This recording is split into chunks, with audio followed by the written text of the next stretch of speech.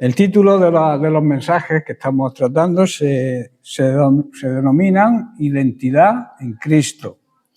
Y hemos hablado de relaciones, hemos hablado de varios temas. Yo quiero seguir hablando de relaciones, pero de relaciones en el noviazgo. Vamos a hablar del noviazgo cristiano, enfocado desde el punto de vista de la Biblia, de la palabra de Dios. Va a ser un estudio claro, de aplicación, con un llamado al compromiso y sobre todo a la santidad.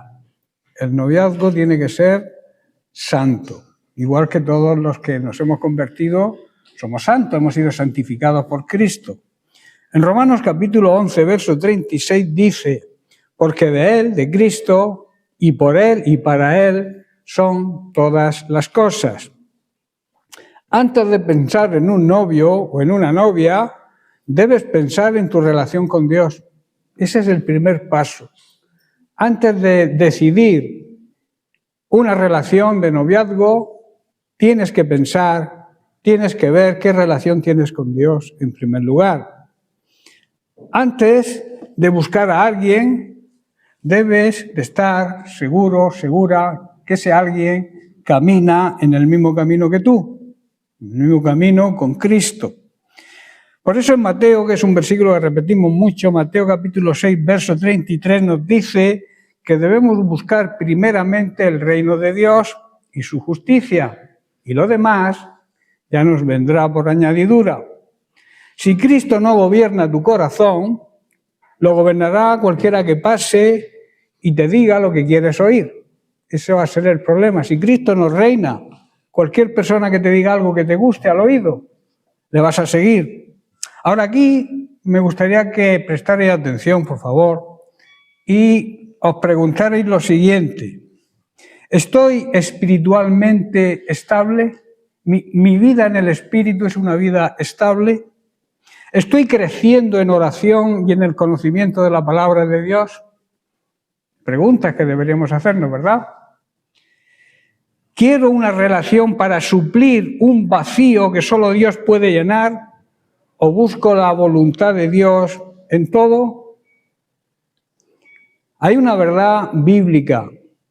Ninguna relación humana puede darte lo que solamente Cristo te ofrece. ¿Comprendéis la frase? Ninguna relación que puedas tener en este mundo con personas humanas te puede dar lo que Cristo te da. Sin despreciar las relaciones humanas, por supuesto, pero lo primero, la prioridad, como hemos leído, es primeramente el reino de Dios. Cómo Dios nos rige, cómo Dios nos manda que sean nuestras relaciones.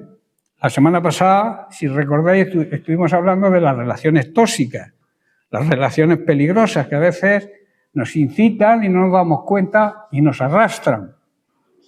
Ahora, otra pregunta: ¿quiero una relación para suplir un vacío que solo Dios puede llenar o busco la voluntad de Dios?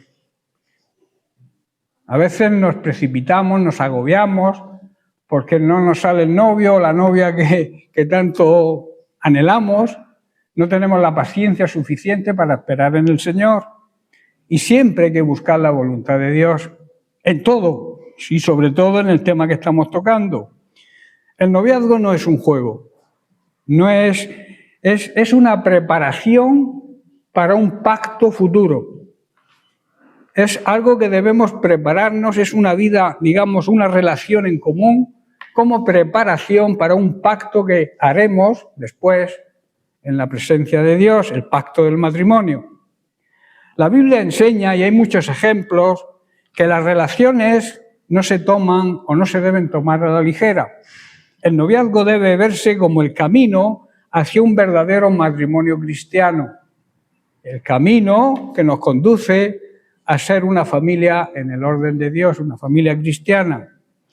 Salomón, en Proverbios capítulo 19, verso 2, nos dice lo siguiente: el alma sin ciencia, sin conocimiento, no es buena, y aquel que se apresura con los pies peca.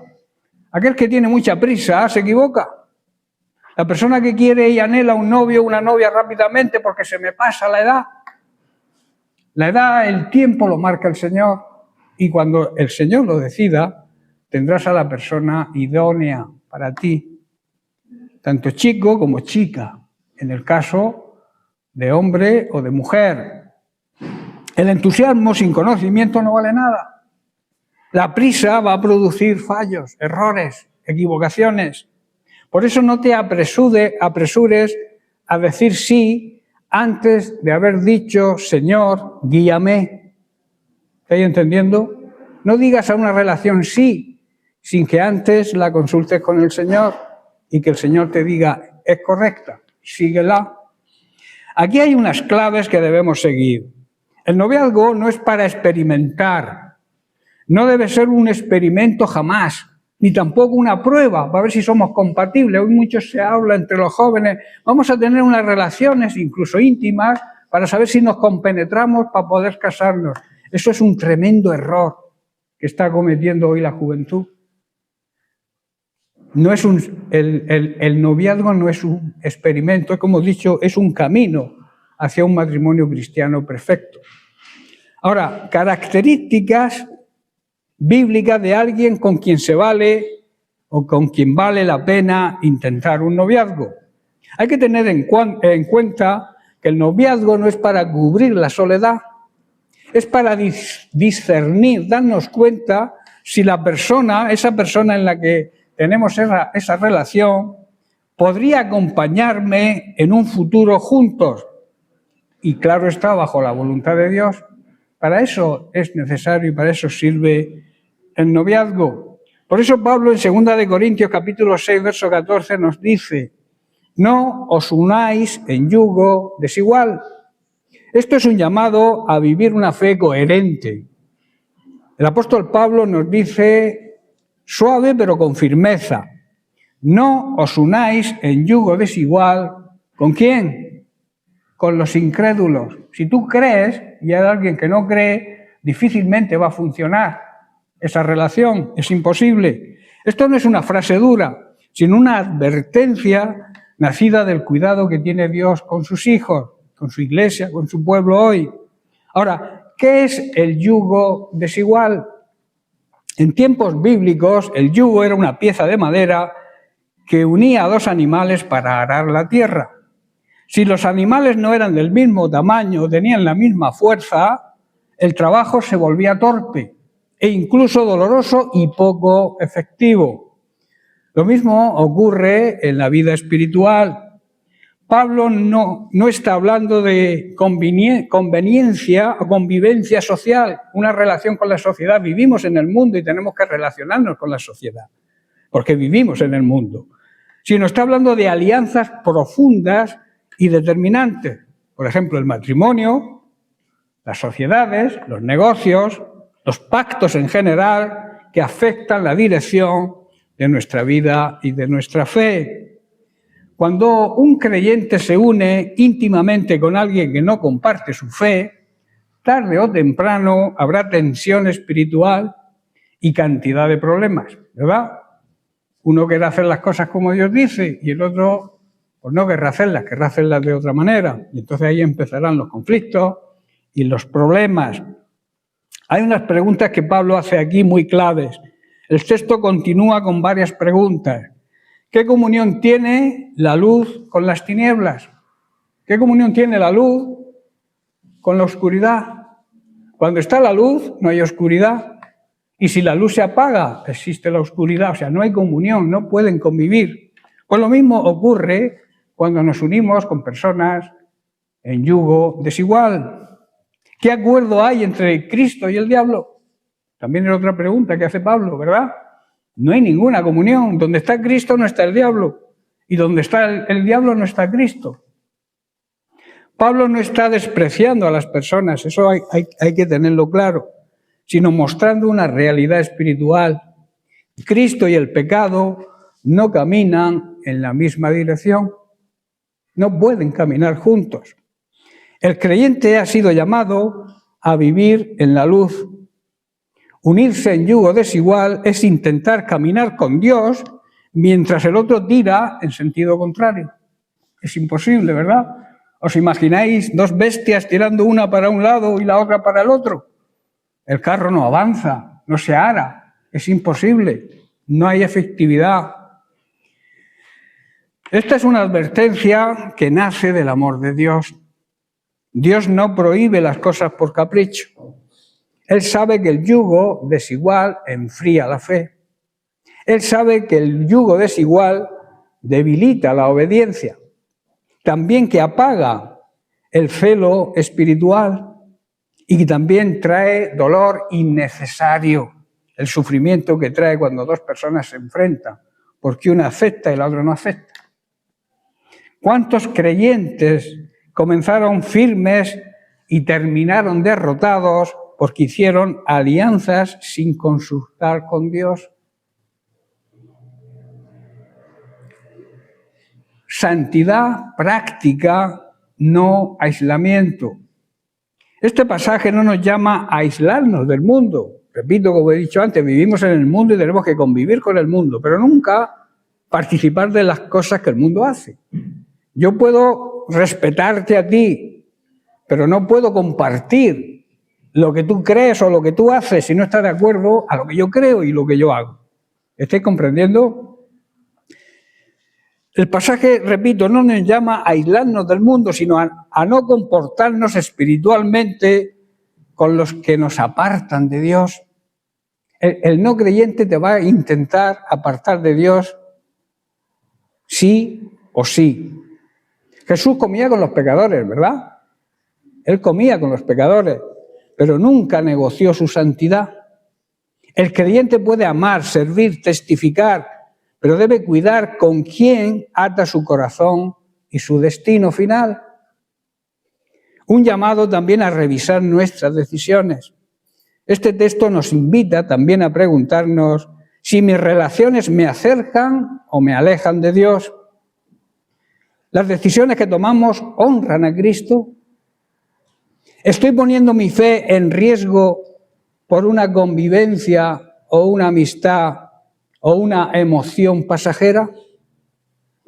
Dios nos llama a una vida íntegra, donde la fe del domingo se vive también el lunes, ¿verdad? A veces son muy cristianos la gente los domingos, los vemos aquí con la Biblia debajo del brazo, pero luego en casa me gustaría verlo, o en su trabajo, o en el mundo. Por eso digo que hay que vivir la fe del domingo también el lunes, el martes, todos los días de la semana. 24/7, como alguien me ha dicho por ahí antes. También esto lleva a una fe, una promesa implícita. Cuando obedecemos este principio de no unirnos en yugo desigual, Dios promete algo poderoso, algo mayor, una vida en comunión con Él, libertad espiritual y sobre todo una bendición eterna, porque estamos en obediencia a Él. No unirse en yugo desigual no es perder, es ganar, y es ganar paz, claridad, verdad, propósito. Este texto de 2 Corintios 6:14 no es una amenaza, no tomarlo como una amenaza, es una invitación a vivir una vida coherente y una fe madura. Dios quiere hijos libres, firmes, completos, no creyentes divididos por dentro, con doble ánimo, doble alma. Ánimo viene de la palabra alma, significa que hoy pensamos una cosa y mañana la contraria. Dios no quiere personas así, Dios quiere hijos libres, firmes, completos, decididos. El yugo desigual hará intentar agradar a Dios y también a la persona que nos unimos. Y esto no es posible. No es posible agradar a Dios y agradar a la persona que te unes que no sea creyente. Es difícil, completamente imposible. El yugo desigual con una persona que no es creyente es muy difícil de que eso acabe bien. Va a acabar siempre en derrota. Y sabemos de casos, ¿verdad, Mari? Conocemos personas que han dicho, yo me gusta este chico, me gusta esta chica, me uno a él, me hago novio o novia y luego intento que se convierta. Todo eso es un engaño. Al final, quien te saca de la fe y te aparta de Cristo es la persona inconversa, porque una manzana podrida no se sana cuando se junta a una sana, ¿verdad? Es al contrario. La sana se pudre. Pues eso ocurre cuando nos unimos en yugo desigual. Por eso debemos pedirle al Señor que nos conceda discernimiento para saber elegir bien, valentía también para obedecer y un corazón dispuesto a honrarle en cada área de nuestra vida. Ahora, yo te aconsejo, como pastor, y la Biblia también te aconseja, busca a alguien con fruto espiritual. ¿Sabéis lo que es el fruto del Espíritu, verdad? Lo tenemos en Gálatas, capítulo 5, versos 22 y 23. Busca a alguien que tenga estas características: amor, gozo, paz, paciencia, benignidad, bondad, fe, mansedumbre, templanza, dominio propio. Porque dice Pablo que contra tales cosas no haría falta que hubiera ley. Si nosotros cumplimos el fruto del Espíritu Santo, la policía no haría falta. Irían todos al paro, porque todos haríamos las cosas bien. Quizás todavía no sea perfecto, no seas una persona perfecta, pero sí que lo que veamos en ese crecimiento, en esa persona que queremos tener una relación de noviazgo con ella, tenemos que verle un crecimiento espiritual real, no ficticio. A veces hay personas que se hacen pasar por creyentes para conseguir a un chico o a una chica. Y cuando lo han conseguido, entonces se descubre lo que realmente buscaban. ¿Estáis comprendiendo? Por eso, ojo que hay muchas personas que engañan de esa forma. Busca a alguien con dominio propio, no con demonio propio. Busca a alguien, una relación sin dominio propio, sin control, va directo a la caída moral, a perder toda ética y toda moral y, por tanto, caída al pecado. Busca a alguien con propósito y con visión. Quien no sabe a dónde va, te puede arrastrar a donde tú no debes ir. ¿Comprendéis? Aquel que no sabe dónde va porque no cree en nada, te puede arrastrar a ti a donde tú no debes ir. Con un corazón que se deje enseñar. Sin humildad no hay arrepentimiento. Y sin arrepentimiento no hay futuro. Porque la base de la vida cristiana es el arrepentimiento. Arrepentirnos para que el Señor nos perdone. Dios nos perdona, nos ama, envió a Cristo a morir por nosotros. Pero si tú no te arrepientes, esa muerte no tiene efecto para ti. Por eso la necesidad del arrepentimiento. Por eso dice que sin arrepentimiento no hay futuro. Ahora, límites en un noviazgo que hablan de madurez y no de religión. Los límites no son reglas que impone la Iglesia. No creerse eso, no son reglas que imponemos nosotros. Son órdenes y protección divina. Cuando Dios nos manda eso, es porque nos quiere proteger y es un mandamiento divino. En Primera de Tesalonicenses, capítulo 4, verso 3, dice: la voluntad de Dios es vuestra santificación. O sea, la voluntad de Dios es que vivamos en santidad, para que Él nos pueda bendecir y para que Él pueda caminar con nosotros. Dios no camina al lado del pecador, como hemos dicho antes, no comulga la luz con las tinieblas, y Dios es luz, no se mezcla con las tinieblas. Dios no se puede, su santidad no se puede mezclar con el pecado. Límites sanos. Nada de intimidad sexual. Nada, jóvenes, nada. Eso solo está permitido después del pacto del matrimonio. Tenedlo claro. Aunque os digan retrógrados y pasados de moda, manteneros fieles a lo que Dios dice y tendréis éxito en vuestra vida. Valorar lo precioso que es ir al matrimonio virgen. Aunque hoy no se lleva eso, ¿no? Hoy no se lleva. Pero la palabra de Dios no cambia. Desde el principio de la creación, Dios marca las pautas. Y las relaciones sexuales solamente están permitidas dentro del matrimonio, no fuera. Cuando te cites con tu novio o con tu novia, cítate en lugares públicos, donde no haya oscuridad, donde haya claridad. ¿Sabéis que la oscuridad es enemiga de la santidad? Es un peligro la oscuridad. Horarios sensatos. Ahora está la moda llegar temprano a casa, ¿verdad? Temprano para la juventud es a las 6 de la mañana, ¿verdad? Llegan tempranico, a las 6 de la mañana, pero después de estar toda la noche. Horarios sensatos. Aceptar las órdenes de vuestros padres, que os aman, de vuestros mentores y de vuestros pastores también, que quieren lo mejor para vosotros, jóvenes. Lo que ocultas, el enemigo lo gobierna. Lo que traes a la luz, Cristo lo bendice. Es la diferencia. Hay unas señales de alarma, según la Biblia, que tenemos que estar ojo a visor, ver si se ven estas señales que voy a enumerar en la persona con la que queréis relación de noviazgo. Si veis celos excesivos y control agobiante, esa es una señal. Falta de respeto a los límites, a los parámetros,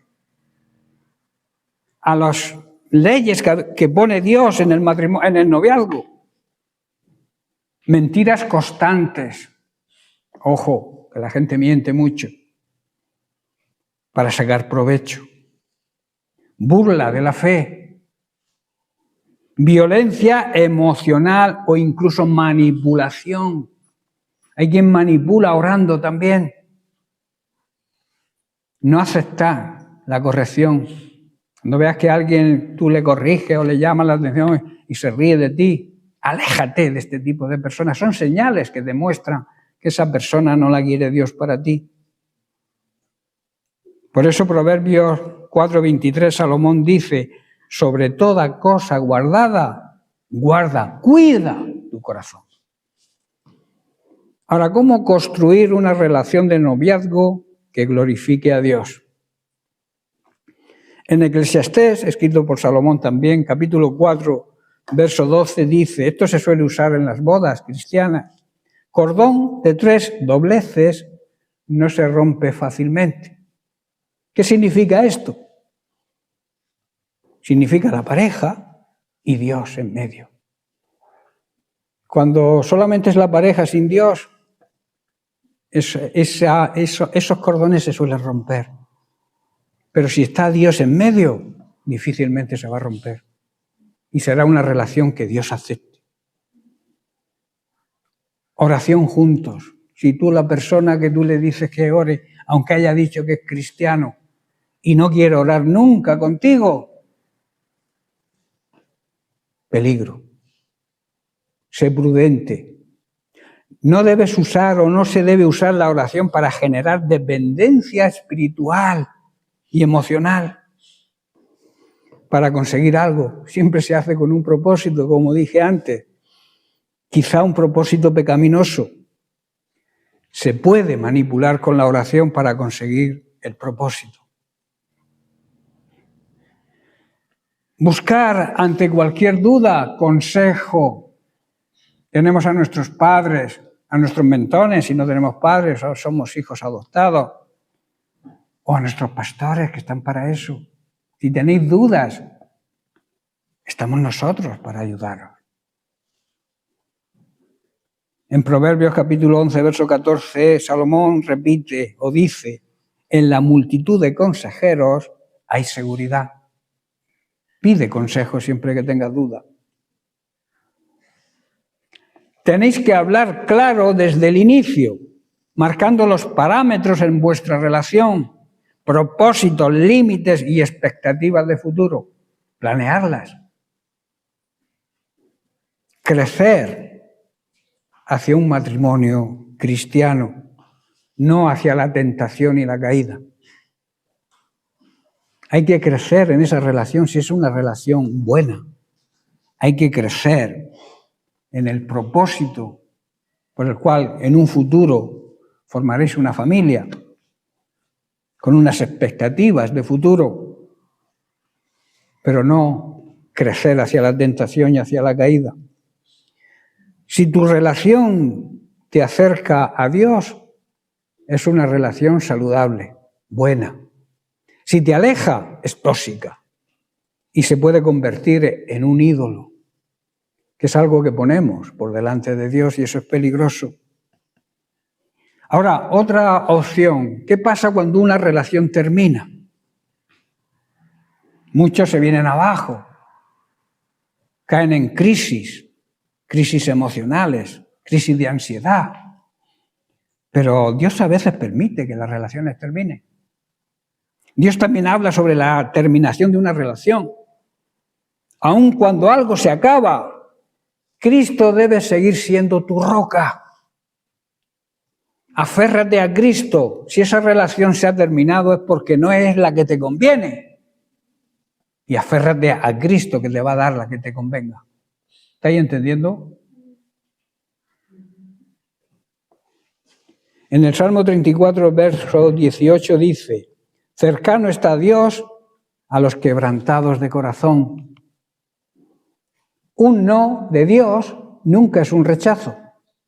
Es una reconducción hacia algo mejor, algo más santo. Tu identidad no está en el noviazgo, sino en Cristo. Cristo es el que nos da la identidad. Tener pareja no te define tu fe en lo que sucedió en una cruz, en el Calvario.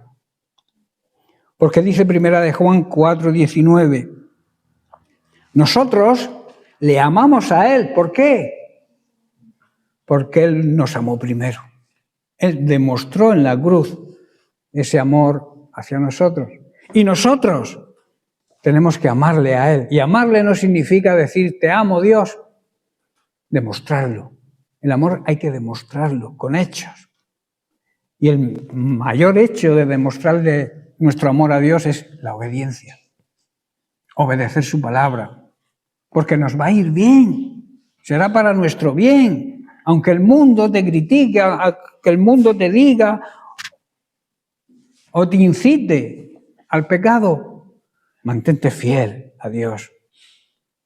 Cuida tu virginidad, que eso es un tesoro que hoy no se valora, pero para Dios tiene un gran valor. Por eso debemos entender que Dios tiene que ser lo primero y que su palabra, obedecer su palabra, nos va a llevar a bien, nunca a mal. Él nunca te va a destrozar, Él nunca te va a dejar y abandonar. Si tú depositas tu confianza en Él va a estar ahí contigo siempre. Por eso, joven, cristiano, cristiana, sé sabio, sé sabia, sé santo, sé paciente cuando Dios lo decida. No tengas prisa. Deja que Dios escriba tu historia. Él no escribe novelas baratas. Él escribe verdades eternas. Él escribe para la eternidad. Por eso debemos entregar, y ya termino, debemos entregar al Señor nuestras emociones, nuestros deseos. Porque es lícito tener deseos, planificar, tener planes de futuro, todo eso es bueno. Pero para que funcionen, tenemos que consultarle a Dios. Hay personas que primero deciden y después piden la confirmación de Dios. Como diciendo, Señor, yo he decidido esto, firma aquí. A veces es lo que hacemos con Dios, ¿verdad? Y es al contrario, tenemos que pedirle permiso a Dios, dirección, guía. Y entonces el Señor nos responde y nos guía. No tomes nunca una decisión sin consultarle a Dios, porque Él sabe y tiene lo mejor para ti. Por eso debemos entregar, repito, nuestras emociones, nuestros deseos y nuestro corazón a Él. Que Él sea quien guíe nuestro camino. Que haga de nosotros personas maduras, firmes y llenas de su Espíritu Santo. Y que nos permita, si es su voluntad, que yo creo que sí, que tengamos un buen novio o una buena novia, pero que sea Él quien la dé o quien lo dé. Y todo sea para su gloria, para que podamos glorificar a Dios en un futuro con una familia sana, una familia como Dios manda, como se suele decir, una familia en el orden de Dios, una familia en amor, en reconciliación entre los esposos.